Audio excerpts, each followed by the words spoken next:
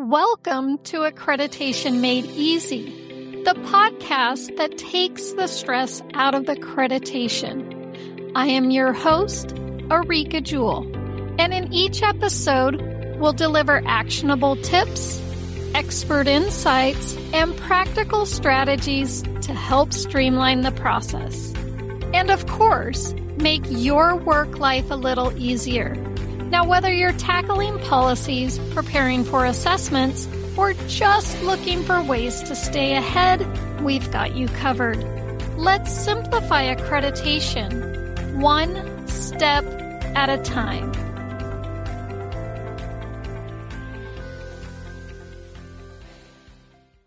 Hey friends, Areaka Jewell here. Welcome back to another episode of Accreditation Made Easy. Today, I want to talk about something that has absolutely nothing to do with standards, proofs, or assessments. Well, not directly anyways, but it does have a lot to do with being productive as accreditation manager. It's your email inbox. Now, let me ask you this. Are you a zero inbox person, or are you like me and your inbox fills up pretty quickly and, truth be told, maybe a little bit out of control? You know, you got those agency-wide emails, maybe meeting invitations, team notifications, policy review, accreditation questions, all kinds of emails that are important to someone, but not necessarily important right now, right this minute. Am I right? The challenge here isn't that we're receiving too much email because, let's face it, some of it you have very little control over. The challenge is that every email is just asking for our attention. Now, the attention, that's one of our most valuable resources. Years ago, I realized that if I let every notification interrupt what I was working on, I wasn't making much progress on projects that had actually mattered. I found myself constantly switching gears. I might be reviewing proofs, documenting compliance, or working on the assessment, and then a notification would pop up. I'd stop what I was doing, read the email, maybe I would respond, maybe not, and then I'd try to remember where I left off. It's those little interruptions that don't seem like much at the time, but they definitely add up. It takes time to get your mind back into what you were doing before the interruption, even if it's only a minute or two. Multiply that throughout the day, and you've lost a surprising amount of productive time. That's one of the reasons I have my email notifications turned off. I don't get notified on my phone. I don't get notified on my computer. Now, that doesn't mean I ignore my email. It's actually quite the opposite, really. I check my email first thing in the morning, so I know if there's anything that really needs my attention. After that, I just check it periodically throughout the day. But usually when I've reached a natural stopping point in whatever that I'm working on, maybe I just finished reviewing a chapter, maybe I completed a report, or maybe I'm just getting up to take a break. Those are the natural transition points, and that's when I decide to check email. In other words, I go to my inbox when I'm ready, not when my inbox decides that it's time.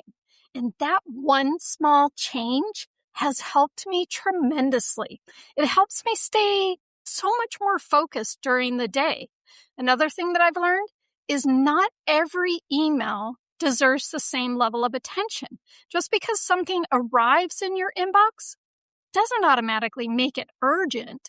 Sometimes we can confuse new with important. An email can be brand new and still be something that can wait until this afternoon or maybe even tomorrow. On the other hand, there are messages that really do require immediate attention. The key here is making sure the truly important emails don't get buried under everything else. And that's where I think inbox rules can really help. If you've never used them before, they're simply just a way to let your email organize itself automatically. Instead of manually sorting through the same types of emails every single day, you can create rules that perform certain actions for you automatically. Maybe it's reoccurring information emails and you send them to a folder for you to review when you actually have time.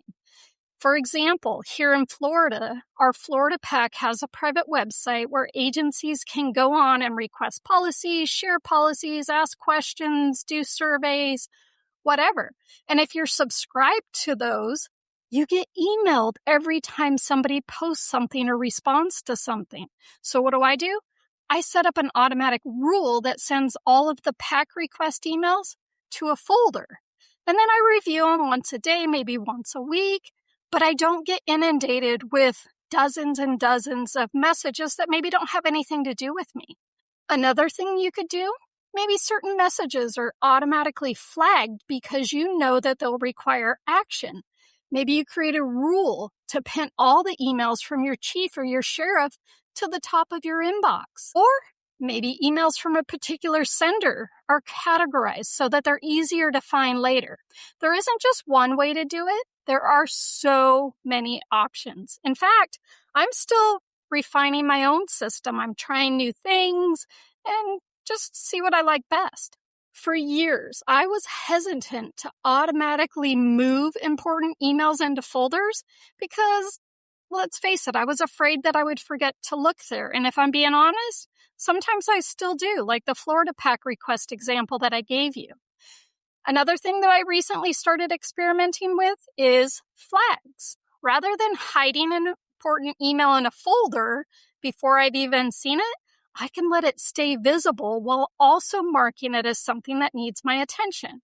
For example, I add a flag or a reminder to the emails when I send them out to others asking for approval, or maybe they look at a policy. So when they respond, it's already flagged for my attention.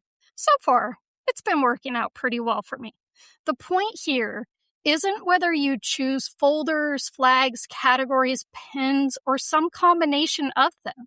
The point is, find a system that works for you.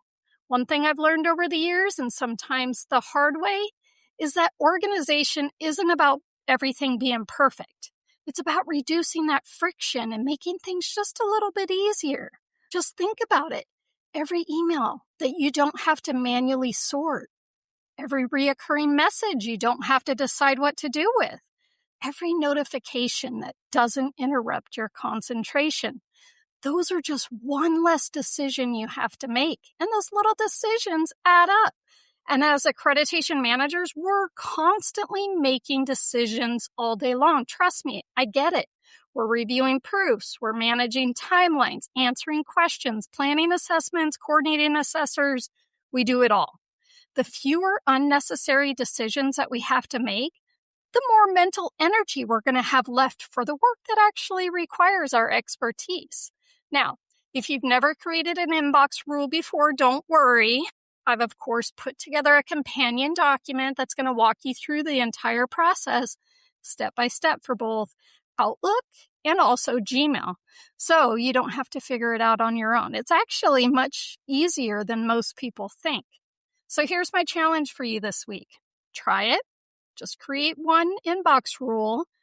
Don't try to reorganize your entire email system overnight. Just pick one type of reoccurring email that tends to clutter your inbox, and then set up a rule to automate what happens to it.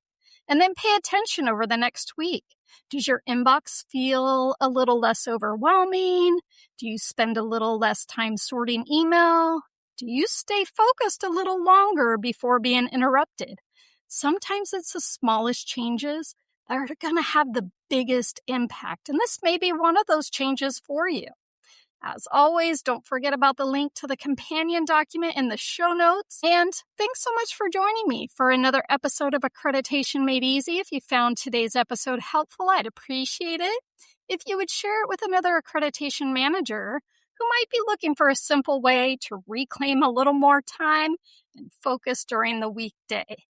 If you're not already signed up for my free helpful tips in this podcast, head over to www.accreditationacademy.net/sign up. All right, friends, until next time, let's keep making accreditation easy, one step at a time.